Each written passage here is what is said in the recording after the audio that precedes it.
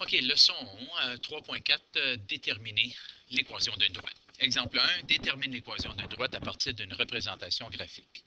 Cette droite coupe l'axe DY au point 2, qui veut dire que l'ordonnée à l'origine est donc 2. On va observer le déplacement vertical et le déplacement horizontal pour se rendre d'un point à l'autre. Alors, déplacement vertical est 1, déplacement horizontal est 4. Alors, la pente sera donc 1/4. Si on a la pente et si on a l'ordonnée à l'origine, on va être capable d'écrire l'équation.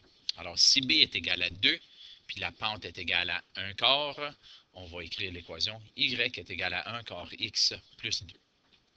Exemple 2. Détermine l'équation d'une droite à l'aide de la pente et d'un point. Alors, une droite qui a une pente de 2 passe par le point 4,3, détermine l'équation de cette droite. Alors, en utilisant une table de valeurs, on peut savoir que lorsque j'ai le point 4,3, c'est mon point de départ. Puisque la pente de la droite est 2, quand la valeur de x augmente de 1, la valeur de y augmente de 2. Alors ici, pour 5, ça serait 5. Inversement, quand la valeur de x diminue de 1, la valeur de y diminue de 2. Alors, ici, je dois diminuer de 2, donc ça serait 1, moins 1, moins 3 et moins 5.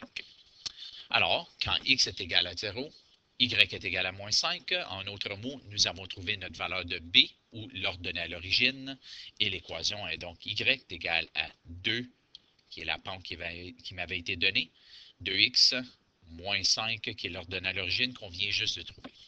Exemple 3. Détermine l'équation d'une droite à l'aide de 2 points de la droite. Un tableau indique que la relation entre l'âge des personnes et leur rythme cardiaque à différents niveaux d'intensité d'exercice est une fonction affine. On a dit qu'une personne de 20 ans a un rythme cardiaque de 138 et une personne de 45 ans a un rythme de 123. Les 2 points de la relation sont 20,138 et 45,123. Place ces points dans un plan cartésien, puis détermine la pente. Alors, ça, c'est une façon de le faire. Aussi, tu pourrais voir la différence entre 123 et 138, qui est le déplacement vertical, et la différence entre 45 et 20, qui est le déplacement horizontal.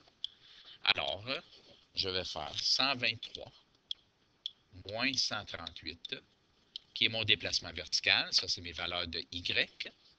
Et je vais diviser par le déplacement en X, qui est 45 moins 20. Alors, M est égal à 123 moins 138, c'est négatif 15, divisé par 45 moins 20, qui est 25.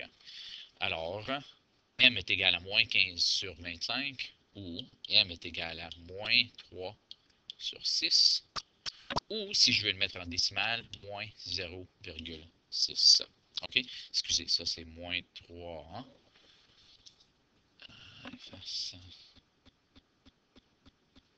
Moins 3 sur 5. OK? Ou moins 0,6. Alors, pour déterminer l'ordonnée à l'origine, remplace m par moins 0,6 dans l'équation y égale à mx plus b, puis insère les coordonnées d'un des points.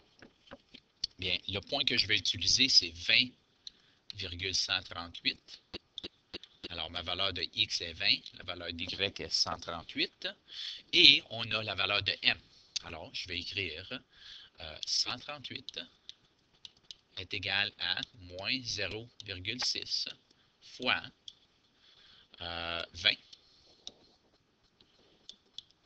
plus b. Alors, en faisant ceci, nous avons seulement un inconnu qui va me donner 138 est égal à moins 12 plus b, plus 12 des deux côtés pour l'envoyer, et 150 est égal à b. Alors, j'ai maintenant mon équation.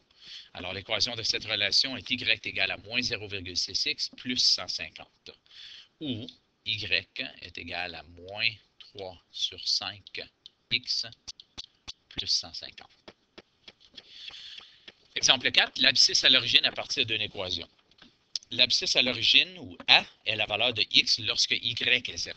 Alors, à partir de l'équation suivante, quelle est l'abscisse à l'origine, ou soit la valeur de A? Bien, pour trouver l'abscisse à l'origine, il s'agit de donner 0 à la valeur de y et ensuite résoudre pour trouver la valeur de x. Alors, mon équation, y est égal à 3x moins 3. Je sais que pour mon abscisse à l'origine, c'est la valeur de x lorsque y est 0. Donc, 0 est égal à 3x moins 3. Je peux envoyer mon 3 de l'autre côté. Alors, 3 est égal à 3x. Et je peux diviser par 3. 1 est égal à x. L'abscisse à l'origine est donc 1, lorsque l'ordonnée à l'origine est négatif 3. Alors, il y a des problèmes à pratiquer à la page 136, 137 et 138.